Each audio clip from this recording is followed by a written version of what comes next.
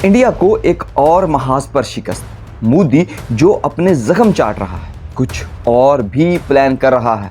मोदी इस सारे मामले में एक जगह कामयाब नजर आया और उसने एक बड़ा प्लान बनाया। अगर पाकिस्तान इस पर थोड़ा सा काम कर ले तो इंडिया के सारे प्लान्स चकनाचूर हो सकते हैं। इसके बाद साउथ एशिया में नए ब्लॉक्स बने और टूटे, इसमें फायदा हुआ तो तब पाकिस्तान के पास एक अच्छा मौका था, या अब पाकिस्तान के पास एक बेहतरीन मौका है, बेहतरीन चांस है। अस्सलाम दोस्तों, कैसे हैं आप? मैं हूं नासिर। पाकिस्तान पर भारतीय हमले के जवाब में इंडिया, खास तौर पर नरेंद्र मोदी जो पहलगाम हमले के बाद एक न्यू नॉर्म सेट करना चाहता था, बुरी तरह से नाकाम हुआ। ना सिर्फ खुद नाकाम हुआ बल्कि अपने पायलट्स की ना तजर्बाकारी की वजह से फ्रांसीसी राफेल तारे गिरवा कर फ्रांस और इस वेस्टर्न टेक्नोलॉजी का भी इन्होंने मजाक बनवाया। इस जंग बंदी के बाद जब उसे मुंह की खानी पड़ी, वो फील्ड में कुछ कारनामा अंजाम नहीं दे सके, तो उसने सफारती महाज पर पाकिस्तान के खिलाफ जंग का आगाज किया और मुख्तलिफ ममालिक में अपने वफ्द भेजना शुरू किए कि दुनिया को जाकर बताए कि किस तरह से पाकिस्तान दहशतगर्दों की पुष्टपनाही कर रहा है और वो दहशतगर्दी फैला रहा है। उसने इसी जंग में तुर्की तक का बाइकआउट किया, मगर उसने चाइना का बाइकआउट नहीं किया क्योंकि चाइना की टेक्नोलॉजी ने पाकिस्तान में इस्तेमाल हुई थी। इसके बावजूद उसने चाइना का बाइकआउट क्यों नहीं किया? क्योंकि चाइना की टेक्नोलॉजी ने पाकिस्तान में इस्तेमाल हुई थी। इसके बावजूद उसने चाइना का बाइकआउट क्यों नहीं किया? उसकी बड़ी वजह एक बिजनेस है। वो चाइना के साथ अपने ताल्लुकात ख़राब नहीं करना चाहता था, मगर फिर भी जो लद्दाख में चाइना और इंडिया के दरमियान हुआ और उसके बाद चाइना ने एक ऐसी मूव खेली जो इंडिया की एक बड़ी चाल को नाकाम बनाया, उसके बाद से ये ख़ास तौर पर वाज़ेह हो गया कि इंडिया का पाकिस्तान पर हमला कोई आम चीज़ नहीं, इसके पीछे एक बड़ा प्लान था। इस जंग के नतीजे में साउथ एशिया का नक्शा तकरीबन बदला, जिसमें नए ब्लॉक्स बने और टूटे। साउथ एशिया के अहम तरीन ममालिक हैं जिनमें चाइना, तुर्की, ईरान, ये सऊदी अरेबिया, ये ममालिक पाकिस्तान के साथ आकर खड़े हो गए। और इंडिया, नरेंद्र मोदी की हठ धर्मी और उसका ये पागलपन कि मैं बहुत बड़ा हूँ और मेरे पास बहुत ताकत है, इस नशे ने उसे साउथ एशिया में तन्हा आइसोलेशन की तरफ लेकर गया। जैसे कि उसने तुर्की का बाइकआउट किया, हत्ता कि तुर्की ज़्यादातर सियाह सिर्फ दुनिया के दूसरे ममालिक से आते हैं, चाहे इंडिया से बहुत कम से आ जाते हैं, जिससे उसने उसके साथ ताल्लुकात ख़राब किए।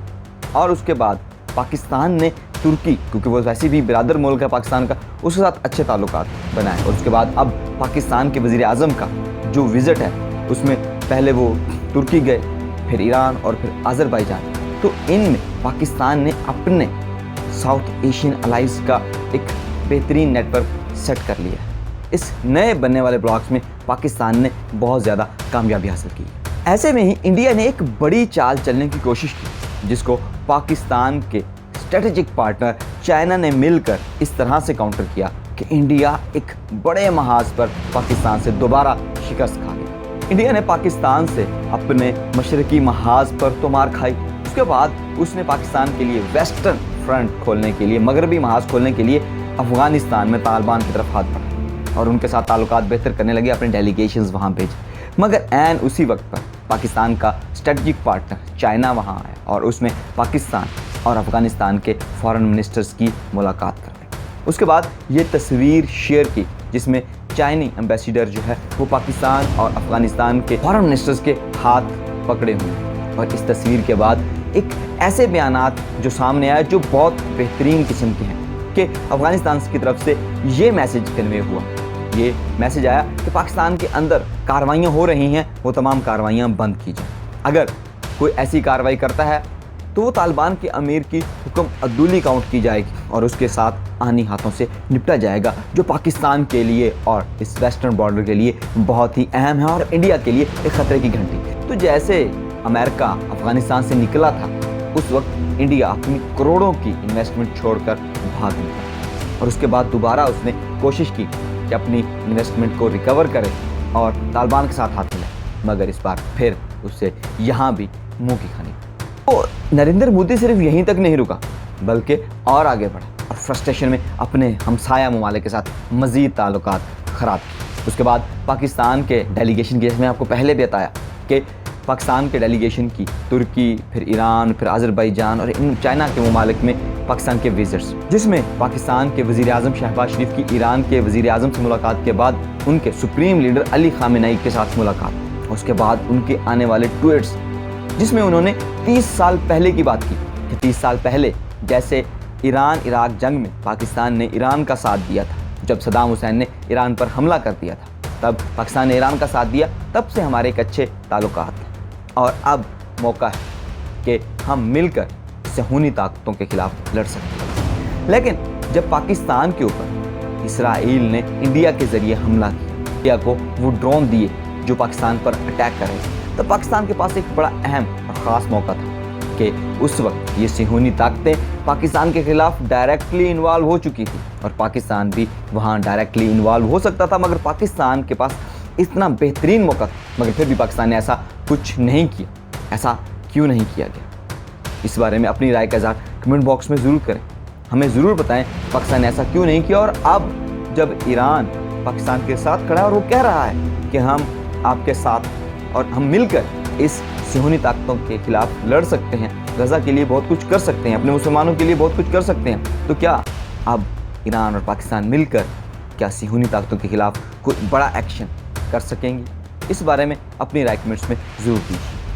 تو نریندر مودی ان تمام محاذوں پر شکست کھانے کے بعد ابھی تک اپنی عوام کو صرف بیوقوف ہی بنا رہا ہے۔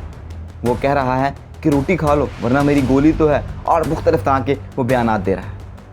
جو نریندر مودی صرف ایک جگہ پر کامیاب ہوا تھا کہ اس نے اپنے ملک میں تمام سیاسی جماعتوں کو اپنے ساتھ ملا کر کہا تھا کہ ہم مل کر پاکستان پر حملہ کریں گے، اور تمام سیاسی جماعتوں کو اس نے اعتماد میں لیا بھی تھا۔ اب وہاں پر بھی بغاوت ہونے لگی، کیونکہ نریندر مودی نے جو دعوے کیے تھے وہ کامیاب نہیں ہو سکے، نریندر مودی ان میں کامیاب نہیں ہو سکا، تو اب وہاں پر بھی اس کے خلاف بغاوت اٹھ رہی ہے۔ اور ایک آخری ہتھیار جو انڈیا کے پاس ہے وہ پاکستان کے خلاف استعمال کر سکتا ہے، اور وہ ہے سنتاس معاہدہ، کہ وہ پاکستان کا پانی روک دے۔ مگر جس طرح سے پاکستان اپنے سفارتی محاذوں پر کام کر رہا ہے، ساؤتھ ایشیا میں نئے بلاکس بنا کر اپنے جو ہمسایہ ممالک ہیں ان کے ساتھ بہتر تعلقات بنا رہا ہے اور ایک نیا اسٹرانگ بلاک تعمیر کر رہا ہے، ویسے ہی پاکستان کو چاہیے کہ جیسے ہنگامی بنیادوں پر اپنے ہی ملک میں پاکستان میں جس طرح سے انڈیا نے، نریندر مودی نے ایک سینسس کیا، تمام سیاسی جماعتوں کو اکٹھا کیا، ویسے ہی پاکستان میں بھی ایسے ہی ایک سیز فائر ہو، تمام سیاسی جماعتیں اکٹھی ہوں، جس میں پاکستان تحریک انصاف بھی شامل ہے، کیونکہ وہ ملک کی بڑی سیاسی جماعت ہے، یہ مانے یا نہ مانے مگر وہ ہے، اور اس کے ساتھ ہی پیپلز پارٹی کو بھی سندھ کو اس میں شامل کیا جائے، اور پاکستان میں چھوٹے چھوٹے اور بڑے مختلف طرح کے ڈیمز کو ہنگامی بنیادوں پر تعمیر کیا جائے، جس کے بعد پاکستان اپنے بننے والے بلاک اور اپنے strategic partner south Asian countries کے ذریعے اور دوسرے امریکہ یا بڑے ممالک میں ان کی ثالثی کے ذریعے سنتاس معاہدے پر عمل درآمد کروائے، اور جو وہ پانی بھیجیں اس پانی کو اپنے پاس سٹور کرے، جس سے انڈیا کا یہ ایک آخری ہتھیار بھی بالکل ناکارہ ہو جائے گا۔ اور جس طرح سے اب اسرائیل دنیا میں آئسولیشن کی طرف جا رہا ہے، ویسے انڈیا آئسولیشن کی طرف چلا جائے گا۔ پاکستان اس کو ہر محاذ پر شکست دے سکتا ہے۔ ضرورت ہے تو ان چند چیزوں کو ڈیفائن کرنے کی، ان چند چیزوں کے اوپر عمل درآمد کرنے کی۔ تو ان تمام چیزوں کو دیکھتے ہوئے ہمیں تو ایسے ہی لگتا ہے کہ انڈیا کی اس وقت گیم اوور ہو چکی ہے، وہ ساؤتھ ایشیا میں وہ مقام کھو چکا ہے جو اس کا تھا، یا وہ پورٹرے کرتا تھا کہ یہ میرا مقام ہے، میں اتنا طاقتور ہوں کہ میں جب چاہوں جو چاہوں کر سکتا ہوں۔ مگر نریندر مودی اس وقت بہت زخمی ہے، اور وہ شدید خطرے کا بھی شکار ہے کہ اس کی حکومت بھی جا سکتی ہے، اس لیے وہ بار بار اس طرح کے بیانات دے رہا ہے کہ آپریشن سندور ابھی ختم نہیں ہوا، ہم آپریشن 2 لانچ کرنے جا رہے ہیں۔ تو کیا مودی امریکہ سے شاباشی لینے کے لیے ایک اچھا بچہ بننے کے چکر میں پاکستان پر دوبارہ سے حملہ کرے گا؟ ہمیں لگتا ہے کہ وہ ایسا ضرور کرے گا، کیونکہ اس کے پیچھے بہت بڑے مقاصد ہیں۔ تو انڈیا کے پاکستان پر اس حملے کے پیچھے بڑے مقاصد کیا ہو سکتے ہیں، اور کیا مقاصد ہیں جو امریکہ حاصل کرنا چاہتا ہے؟ وہ تمام مقاصد ہم آپ کو نیکسٹ ویڈیو میں تفصیل کے ساتھ ضرور بتائیں گے۔ سو اس چینل کو سبسکرائب کر لیجیے، اور اس ویڈیو کو لائک اور شیئر کرنا مت بھولیے۔ شکریہ۔